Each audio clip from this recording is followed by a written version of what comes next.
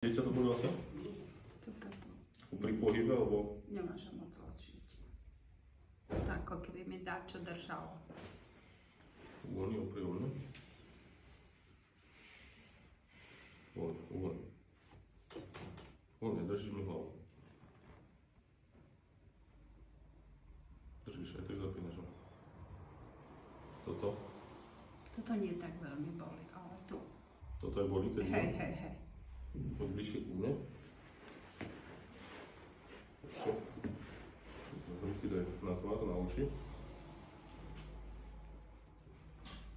Uvoľni sa, pri chrbát úplne voľne. Nádych. Výdych.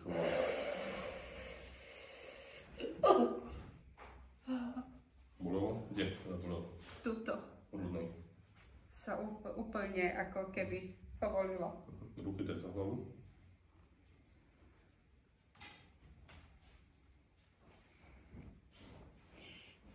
Nádych. Výdych. Pusti.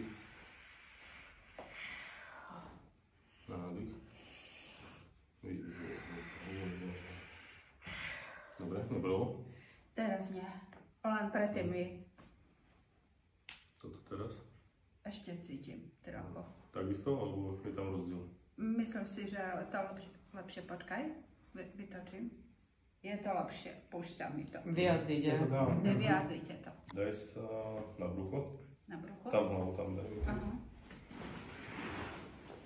Ruky daj vedľa tela. Nádych. Výdych. Nádych. Výdych.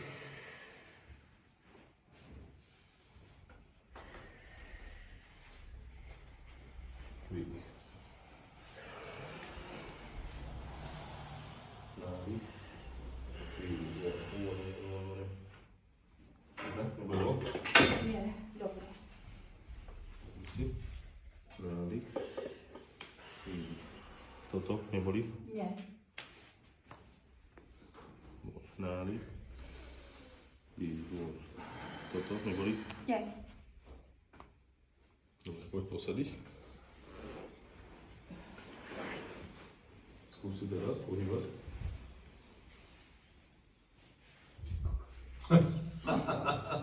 Super. Boli to či nie? Nie. Vieš zase, že úplne som zase použil úplne niečo iné. Len vždy.